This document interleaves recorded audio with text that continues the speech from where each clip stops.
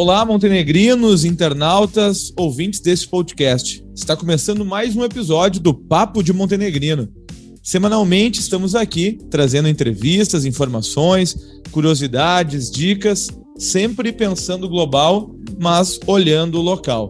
Há um conceito da comunicação chamado hiperlocalismo, que trata exatamente sobre isso, dar atenção e destaque para aquilo que está próximo. E é exatamente o que nós exercemos aqui no Papo de Montenegrino. Eu sou o jornalista Cássio Pereira. Eu sou a jornalista Manuela Petri. E aqui com a gente também está o João Roden, que coordena esse projeto e é responsável pela parte técnica. Graças aos conhecimentos do João, todas as quintas a gente tem um programa novo no Spotify e no YouTube. Aliás, aproveita para conferir os entrevistados que já passaram por aqui. Tem muito papo interessante por lá. Aproveita aquele momento da faxina, na caminhada pela cidade e dá essa moral pra gente. Falando em dar moral, segue a gente nas redes sociais também, por favor. Instagram e Facebook, @Papo de Montenegrino. Comenta, marca os amigos, deixa sugestões de entrevistados, enfim, conversa com a gente lá. Esse podcast surgiu assim, aliás, desse desejo de conversar, ouvir histórias, perguntar. Hoje a gente vive um momento onde as pessoas preferem gritar, tapar os ouvidos, mudar de assunto. A gente não, nossa ideia é sempre conversar. Só assim nós vamos melhorar como sociedade, como pessoas, beleza? E mais um recadinho, se tu quer associar a tua marca, produto ou serviço a esse humilde podcast, tem um espaço especial reservado para ti. É só chamar a gente lá nas redes e nós negociamos isso. E sem mais demoras, vamos então à pauta de hoje. Ele é conhecido como o filósofo dos quadrinhos. Escritor, pesquisador e professor de filosofia, Gelson Westenfelder leva os super-heróis para a sala de aula e prova a importância dos HQs no mundo real.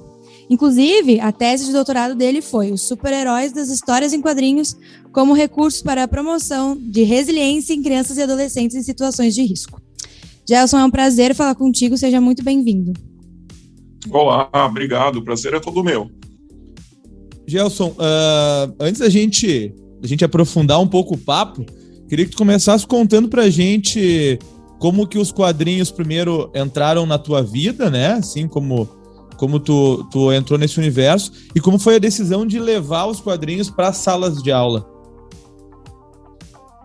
Então, aquilo que eu defendo aconteceu comigo, né? Uma educação a partir das histórias em quadrinhos. Eu aprendi a ler, graças às histórias em quadrinhos. Eu comecei a ter acesso, né, a esses objetos da cultura pop muito antes de entrar na escola. Tinha mais ou menos meus 4 anos. Eu sou de uma época que com 4 anos você não ia para a escola ainda, né? E ali eu comecei a me interessar, vendo aquelas artes sequenciadas, e comecei a imaginar as minhas histórias, né, vendo aquelas artes. E aí uma prima minha, que fazia magistério, começou a me ensinar um pouco a ler. Lógico, eu comecei a ler quadrinhos, mas não conseguia entender o contexto que estava ali, né, porque era quadrinhos de superaventura, quadrinhos de super-heróis. Mas a partir daquilo ali eu não parei mais de ler, né, e sempre procurava estar sempre consumindo quadrinhos, e ainda hoje, né, sou um grande consumidor e colecionador de histórias em quadrinhos. E no momento do meu estágio de filosofia, eu acho que eu fui na segunda semana de aula, foi lá no AJ Renner, aí em Montenegro, numa aula para o EJA até, os alunos fizeram um abaixo-assinado para eu sair da escola, porque estavam odiando a minha aula de filosofia. E nesse momento, momento de crise, né? Quando a gente fala na filosofia que os momentos de crise são necessários para a gente repensar nosso status quo. E nesse momento eu comecei a repensar a minha vida como futuro docente.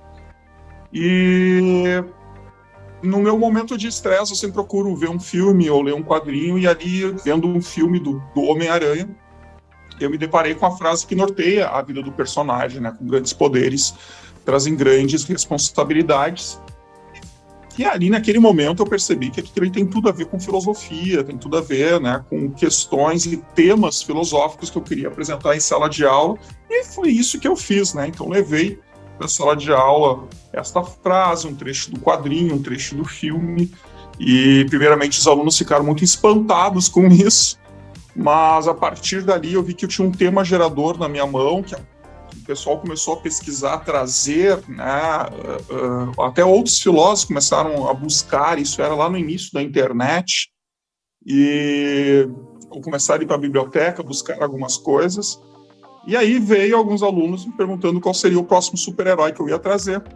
Não era meu plano, né? Meu plano era só fazer essa quebra de gelo. Claro. Mas a partir dali, graças às histórias em quadrinhos, eles me salvaram como um professor. E aí eu vi a necessidade de fazer pesquisa. Então, primeiramente, comecei a pesquisar por mim mesmo. E logo depois eu fui chamado para algumas escolas para falar sobre quadrinhos. E quando eu comecei a lecionar, comecei a usar esse objeto da cultura em sala de aula, e sempre tive um grande ganho, né, de poder aproximar os temas filosóficos, né, da gurizada. E aí veio a necessidade de pesquisar, fui fazer um mestrado, depois continuei fazendo mais uma especialização para trabalhar com esse tema, e acabei fazendo doutorado. Hoje eu estou no meu segundo pós-doutorado pesquisando quadrinhos em ambiente escolar. Nossa. Gelson, hoje a gente fala muito sobre as dificuldades de inserir o hábito da leitura para crianças e adolescentes. E como aconteceu contigo, talvez ainda possa acontecer, tu acha que os quadrinhos ainda são uma boa alternativa como acesso, como início à leitura? Sim, são ainda. Existem pesquisas, né, e na minha tese também eu trabalhei fazendo entrevistas com leitores que nasceram, leitores de quadrinhos que nasceram na década de 70, 80 e 90, e todos eles possuem o hábito de leitura, né, de uma porcentagem ainda bem significativa perante aqueles que não liam histórias de quadrinhos. E hoje há pesquisas mais recentes acompanhando, né, o consumo de jovens, né, que estão ainda em sala de aula, de educação básica, e se nota que aquele que tem uma iniciação à leitura de quadrinhos, ele também tem o hábito de ler outras coisas. Porque tu não tem como ler quadrinhos e não querer buscar esse universo que está inserido ali de conhecimento. Eu me lembro que quando eu lia histórias em quadrinhos de super-heróis, quadrinhos do X-Men, tinha uma passagem na porta do inferno para Nefisto da Divina Comédia. E eu, com 12 anos, eu fui ler a Divina Comédia porque eu queria entender o contexto daquela frase, né, na porta de Nefisto.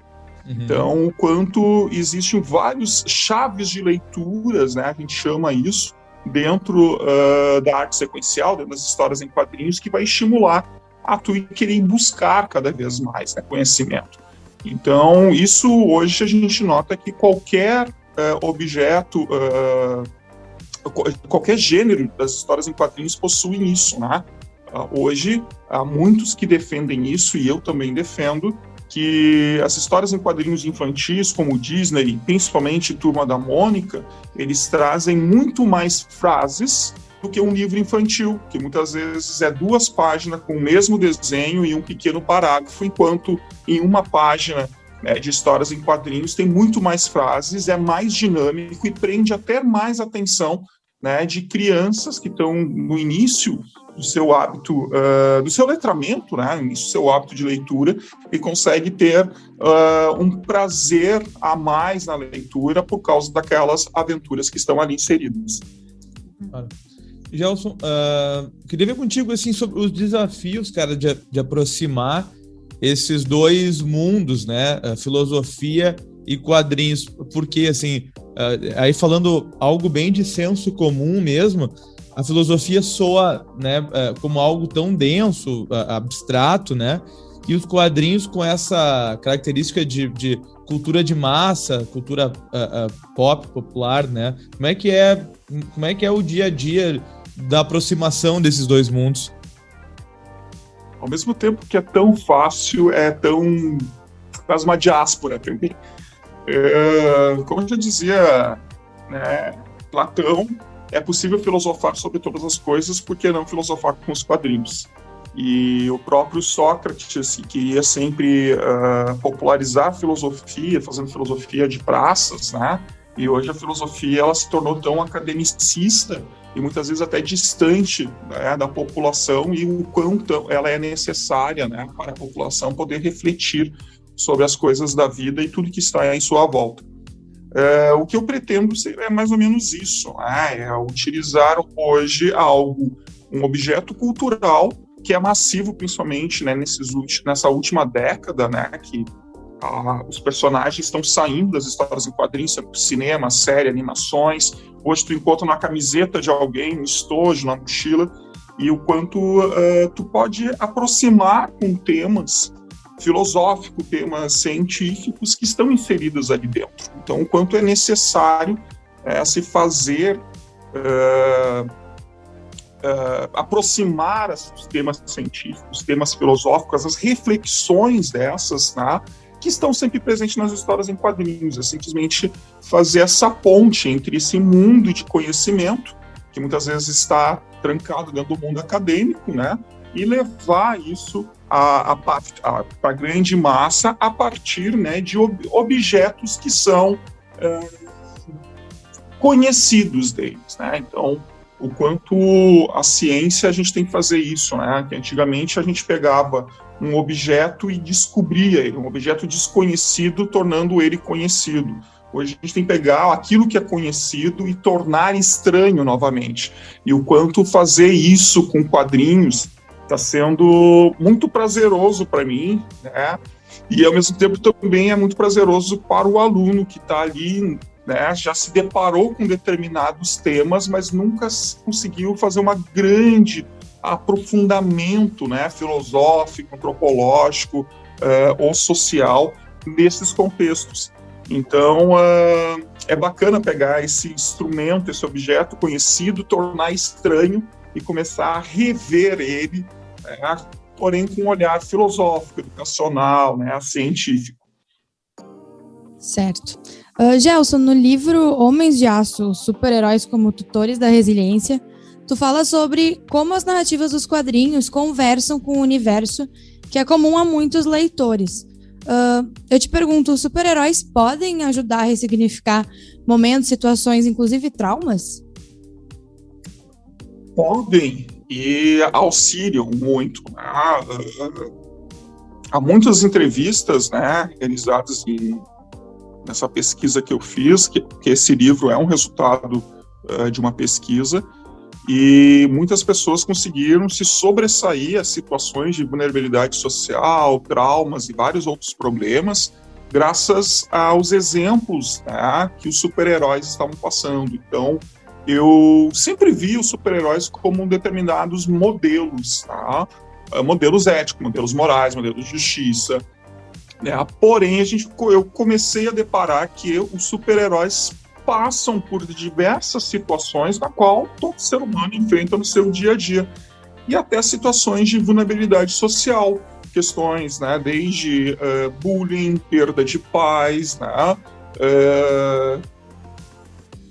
e seres envolvidos, né, na criminalidade, e consegue se sobressair essas situações, drogatização, violência sexual, violência física, violência doméstica, tudo que está hoje, que é um problemas sociais, né, principalmente no contexto nacional que a gente está vivendo, são questões que estão dentro das histórias em quadrinhos, e os super-heróis conseguem sobressair, dar uma resposta positiva, né, diante dessas situações. Então, se a gente olhar, tem vários super-heróis que possuem diversos traumas. Se a gente olhar ali, Jessica Jones, a própria Carol Danvers, né, que vai ser a Capitã Marvel.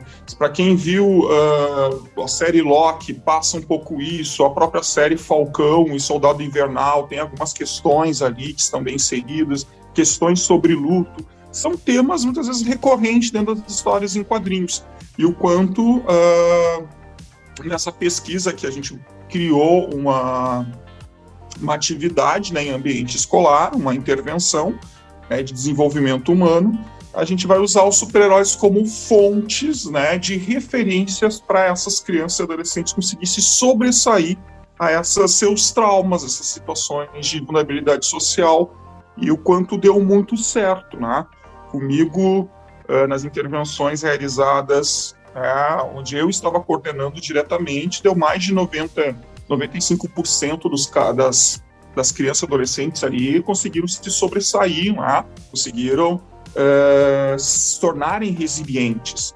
E há casos, né, em outros, que outras pessoas estavam coordenando com essa intervenção, se deu mais de 80% conseguiram se sobressair. Então, o quanto verdadeiramente os super-heróis eles possam vencer, né, esse herói, né, que muitas vezes essas crianças e adolescentes estão precisando para poder se desenvolver, né, romper esses grilhões dessas situações de risco. Gelson, bom, essa identificação, sem dúvida, com o super-herói é um dos elementos mais importantes, né, trazido pelas histórias. No entanto, durante muito tempo, assim, os personagens de ficção, eles não eram representativos, né, para os grupos, como eu vou dizer, considerados socialmente como minorias. Isso vem mudando, vem melhorando, a gente percebe um esforço das produtoras em conversar, em gerar identificação com os grupos minoritários também? Sim, se a gente olhar, desde o surgimento da Superaventura sempre trazia algumas questões, né? Então, o bullying estava presente, algum tipo de preconceito estava ali presente que dava para fazer, olhando para o passado, né? Dentro da história, das histórias em quadrinhos, a gente poder fazer algumas análises, mas é a partir da década de 60 que isso começa a ganhar grande força com o surgimento da Marvel, que a Marvel, né, vai trabalhar com seus personagens mais humanos, trazendo grandes reflexões antropológicas, né? A gente vai falar ali o surgimento da Marvel com o Quarteto Fantástico, que vai trabalhar sobre questões familiares. Depois vem o Hulk com a questão de identidade. Os X-Men falando sobre os direitos civis, a questão contra o preconceito. O Homem-Aranha, a situação da adolescência e todos os problemas que um adolescente enfrenta. A primeira vez que começam a ser discutidas questões sociais, principalmente baseadas em problemas econômicos. A partir dali, se ganhou uma grande força. Porém, né, nós temos que ver também que o que aconteceu, né, a gente critica as histórias em quadrinhos, mas a gente não conhece toda a história, o contexto político e social que estava por trás disso. A partir da década de 50, os quadrinhos sofreram uma grande censura, sendo proibida falar temas sociais.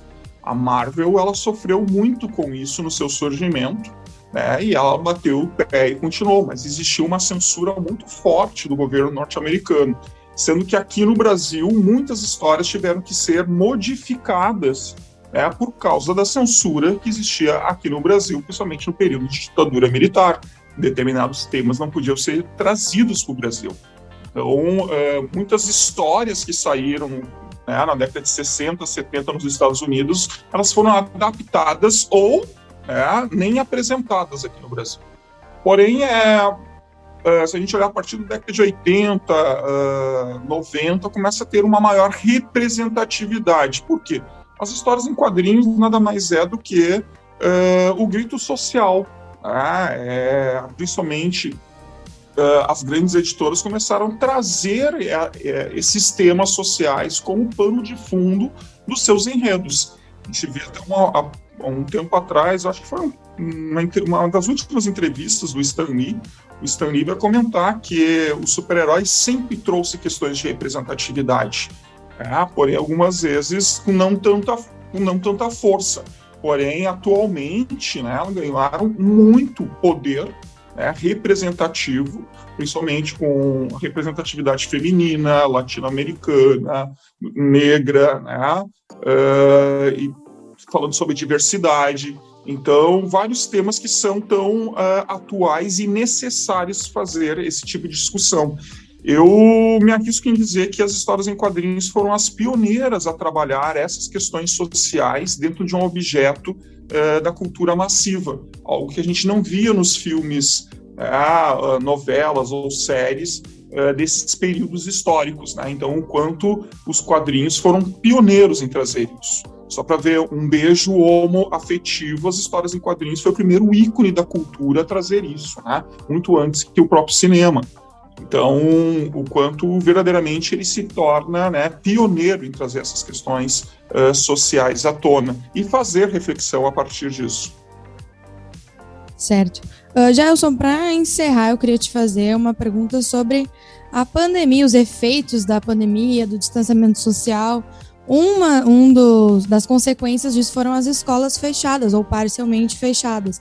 Tu acha que nesse momento trazer elementos da cultura pop, como é os quadrinhos, se tornou ainda mais importante para os alunos, enfim, para o estudo, para a educação das crianças? Sim, com vários modelos, né? As histórias em quadrinhos, elas se tornaram até tão necessárias em muitos projetos, né? Nesse período de pandemia, a gente veio trabalhar em escolas, mostrando que ele foi um adendo à educação para auxiliar nesse momento de distanciamento e de dificuldade, né, de acesso ao conhecimento. Então, o quanto o quadrinho, né, ele veio auxiliar a ter um entendimento maior, a dar esse plus a mais aos processos de desenvolvimento educacional. Outra também, para auxiliar esses momentos que muitos jovens, né, começaram a ter doenças, né, psicológicas por causa desse afastamento. Então, o quanto também as histórias em quadrinhos, principalmente de super-heróis, em vários projetos que a gente acabou se envolvendo, que para nós também foi uma descoberta, foi, como professor, pesquisador, também foi uma coisa forçada e a gente teria que trabalhar muito rápido em cima disso, e para fazer testes e ver até que ponto eles funcionariam também com esse afastamento, com essa forma remota que a educação, que a pandemia nos forçou, né, a estar dentro do mundo educacional. E com pesquisas rápidas que a gente foi fazendo, a gente viu que o quanto verdadeiramente foram objetos bastante utilizados, né, e também ganhou uma grande força, né, grandes resultados positivos, sendo que muitos deles ainda estão sendo analisados, mas o quanto já tem alguns projetos que foram aplicados ano passado, que a gente deu uma melhorada, e agora estão sendo replicados com cases de sucesso. E com certeza o resultado disso tudo durante a pandemia ainda vai levar um tempo para a gente saber, né? Agora que as coisas estão começando a serem analisadas de verdade. Sim, a gente começou no final do ano passado fazendo algumas análises, então assim, alguns resultados preliminares a gente tem, são bem positivas, né? E que a gente começou a trabalhar com pequenos núcleos em várias cidades diferentes, e também a gente trabalhou com formação de professores, né, para poder como utilizar esses objetos em sala de aula, e começou a ter esses próprios professores começaram a criar projetos, né, a partir das formações, e o quanto isso deu muito certo, né? Então a gente começou a perceber, né, alguns frutos já a gente começou a ser colhidos, e a gente começou a analisar, e alguma coisa já está sendo publicada agora em grandes revistas, até em revistas internacionais que a gente está participando, em trazer, né, um pouco desses resultados. Mas muito ainda, né, tem que ser analisado, aprofundado os estudos, e que a pandemia ainda está ocorrendo, né? Então, enquanto agora a gente está trabalhando com novas perspectivas a partir desse mundo híbrido educacional, e o quanto a gente possa estar criando alguns moldes, alguns modelos educacionais, né, se utilizando não só de quadrinhos, mas também cinema e séries, e ver o que dá para fazer a partir disso. Certo. Gelson, muito obrigada pela tua disponibilidade e por essa aula de quadrinhos, filosofia e muito mais. Obrigada pela tua participação e muita sorte aí nos teus próximos projetos. Obrigado, fico à disposição e tudo de bom aí para vocês, uma baita iniciativa de vocês. Valeu. Valeu, isso aí o Gelson, baita papo sobre filosofia, quadrinhos, papo muito legal mesmo. Antes de nos despedirmos, temos o Dica Daqui. Você já sabe, aquele momento no fim do programa, onde nós trazemos uma sugestão de perfil nas redes sociais para ser seguido, alguém aqui da cidade, né? Um local da região para visitar, um prato daqui para ser degustado. Diga aí, Manu, qual a tua dica de hoje? A minha dica é de uma marca aqui de Montenegro, que é a Botica Botê, que é da Vitória Motim. E além de uma marca de produtos de beleza para mulheres, ela traz nas redes sociais dela muito conteúdo sobre produtos que não são testados em animais, marcas veganas, como diferenciar isso no mercado de cosméticos, É muito bacana o conteúdo dela nas redes sociais e os produtos também. Eu já tive a oportunidade de experimentar alguns deles e super indico. Vocês encontram a Vitória e a marca dela no Instagram. Olha, eu vou dizer como é que se escreve, porque é francês, talvez? Então é Botica B-A-U-T. Assim, Boté se fala, tá no Instagram. E Vitória Motim também, com 2 T's, vocês encontram ela para tirar mais dúvidas, conversar, fazer pedidos, enfim. É bem interessante e vale a pena. Beleza, minha dica, Manu, vai pra galera que nas Olimpíadas redescobriu o boxe, né? E aqui em Montenegro tem um pessoal aí que tem levado esse esporte pra frente, que é o pessoal da Upper Boxing. O responsável é o Lucas, então ele é um cara que é credenciado pela Federação Gaúcha de Boxe e tal. Ele tem toda uma metodologia de ensino. E o pessoal pode, lá nas redes sociais, também pedir informação sobre valores e tal, mas ele tem planos bem interessantes, assim, valores bem em conta para a galera poder conhecer um pouco mais de boxe. Então, na rede social é Upper, se escreve UPPER, .boxing. Se digitar Upper Boxing Montenegro, já aparece lá no Instagram. Então, segue lá e puxa um papo com o Lucas, que ele vai tirar todas as dúvidas, tá bom? E antes de terminarmos de verdade, vai seguir a gente lá nas redes sociais e pode nos chamar para conversar, @papo de Montenegrino. Muito obrigada pela audiência e até a próxima. Valeu, Manu, valeu, João. Quinta que vem nos encontramos novamente no YouTube e Spotify. Abração, tchau.